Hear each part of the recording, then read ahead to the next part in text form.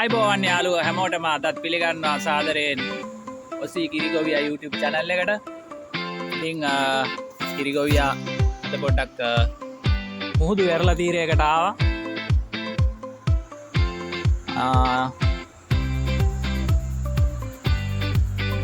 ඉතින් ලස්සන වටපිටාවක් තියෙනවා. ඉතින් අද මගේ වීඩියෝ එකෙන් මම කතා කරන්න හිතුවා අපේ කිරිගාව ගොවිපලේ හාම්පුතා ගැන. ඒ එක විශේෂ කාරණයක් හින්දා. ඉතින් අපේ හාම්පුතා ඇත්තට මගේ හාම්පුතා ගත්තොත් කාන්තාවක්, පිරිමි පුද්ගලයෙක් නෙමෙයි. මම හිතන්නේ වයස අවුරුදු 70ක් විතර වගේ ඇති. ඉතින් ඔබ කිව්වොත් විශ්වාස කරයිද දන්නේ නැහැ. ඒ තරම් වයසක් තිබුණට ඔගොල්ලෝ විශ්වාස කරනවාද එයා අවුරුද්දේ හැමදාම වැඩ අවුරුද්දේ 365 දවසෙම වැඩ කරනවා. ඉතින් අපිට උනත් දැන් මමත් මේ ගොවිපලේ රැකියාවට ඇවිල්ලා මාස 5ක් විතර. ඉතින් අපිට එහෙම හැමදාම වැඩ කරන්න බෑ. ඉතින් ඇත්තටම සතියන්තයේ කිට්ටු වෙනකොට මහන්සියක් ඇඟට දැම්මා. හැබැයි අපේ හාම්පුතා ඉතර වයසක් වෙලත් හැමදාම වැඩ. අවුව තිබුණාද, වැස්ස තිබුණාද, මොන කාලගුණයක තත්ත්වයක් තිබුණාද, තරුණ කෙනෙක් වගේ ඉතර වයසක් වෙලත් එයා හැමදාම වැඩ කරනවා. පුදුමයි නේද? ලංකාවේ නම් ඉතින් වයස අවුරුදු 65ක් 70ක් වෙනකොට ඉතින් ලෙඩ දුක් කැවිල්ලා ගෙවල් වලට වෙලා ඉතින් අර නිදහසේ ඉන්න වයසනේ. හැබැයි මේ මිනිස්සු එහෙම නැහැ ඔස්ට්‍රේලියාවේ. ඉතින් මේ රටේ ගත්තොත් සාමාන්‍යයෙන් ආයු අපේක්ෂාව පුද්ගලයෙකුගේ සාමාන්‍ය ඇවරේජ් එක ගත්තොත් අවුරුදු 85ක් 87ක් විතර වගේ වෙනවා. ඉතින් මිනිස්සු වයසට ගියයි කියලා නැහැ. මිනිස්සු බොහොම උද්‍යෝගයෙන් කාර්යක්ෂමව වැඩ කරනවා.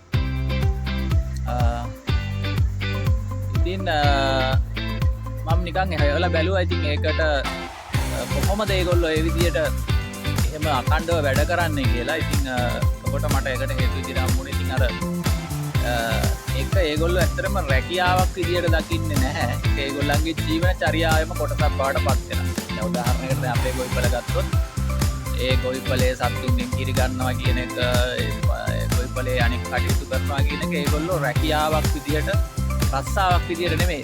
ඒක ඒගොල්ලෝ සලකන්නේ ඒගොල්ලන්ගේ ජීවන චර්යාවෙම එක කොටසක් විදියට. දැන් අපේ සාමාන්‍ය අපේ ජීවන චර්යාව ගත්තොත් අපි උදේට නැගිටලා මුණකට හොදලා උදේ කෑම කනවා, දවල් කෑම කනවා, රැයට කෑම කනවා, මොනාරි අපේ තියෙනවනේ දෛනික දිනචරියාවක්. අන්න ඒ වගේ ඒ මිනිස්සු ඒක රස්සාවක් කියලා සලකන්නේ නැහැ. ඇත්තට මේක ඒගොල්ලන්ගේ දිනචරියාවම අංගයක් බවට පත් වෙලා. ඉතින් ඒකත් එක හේතුවක් ඒගොල්ලෝ ඒ විදියට හැමදාම වැඩ කරන්නේ. ඉතින් අනිත් එක තමයි ඒගොල්ලන්ගේ ආහාර රටාව. ඒගොල්ලෝ ගොඩක් වෙලාවට අපි වගේ නෙමෙයි. ටිකක් අඩුවෙන් තමයි කාබෝහයිඩ්‍රේට් ආහාර පරිභෝජනය කරන්නේ. ඉතින් ගොඩක් ප්‍රෝටීන් ආහාර ප්‍රභේදයන් ගන්න ඒගොල්ලෝ කැමති. කාබෝහයිඩ්‍රේට් ඉතාලම අඩුවෙන් තමයි ගන්න. ඉතින් අනිත් එක ඒගොල්ලෝ ව්‍යායාම කරනවා. ඉතින් විතර ව්‍යායාම කරනවා. ඉතින් ඒ වගේ දේවල් වලින් සමන්ගේ සෞඛ්‍ය තත්ත්වය පවත්වාගෙන යනවා. මේ පොදුයි නේද? එච්චර වයසකට ගිහිල්ලත් අවුරුද්දේ හැමදාම විවේකයක් නොගෙන වැඩ කරනවා කියන එක. ඉතින් අනිත් කාරණේ තමයි ඒගොල්ලෝ එහෙම වැඩ කරයි කියලා කිසිම නොක්කාඩුවක් කියන්නෙත් නැහැ. හැමදාම එක විදියට බොහොම ජවයෙන් වැඩ කරනවා. ඉතින් මටත් හරිම පුදුම සහගත වුණා ඒ කාරණේ ගැන. ඉතින් මේ විශේෂ කාරණා නිසා මට ඉතින් හිතුණා ආම්පුතා ගැන වීඩියෝ එකක් කරන්න ඕනි කියලා. එහෙනම් ඊළඟ වීඩියෝ එකකින් ඉක්මනටම හම්බ වෙමු. හැමෝටම සුබ දවසක්.